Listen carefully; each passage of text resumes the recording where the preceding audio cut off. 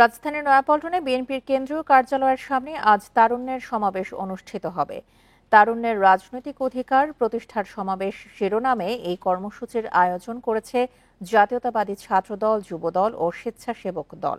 রোজকার সাধারণ খাবার এখন হবে অসাধারণ। প্রাণ স্বাদের মশলা, স্বাদ বাড়ায়, ঘ্রাণ ছড়ায়। আয়োজকরা সমাবেশে 15 লাখ মানুষের উপস্থিতি আশা করছেন। ফলে নয়াপল্টন, কাকরাইল, শান্তিনগর, মালিবাগ, বিজয়নগর, পল্টন, ফকিরাপুল এবং মতিঝিল এলাকায় যান চলাচলে তীব্র বিঘ্ন ঘটতে পারে।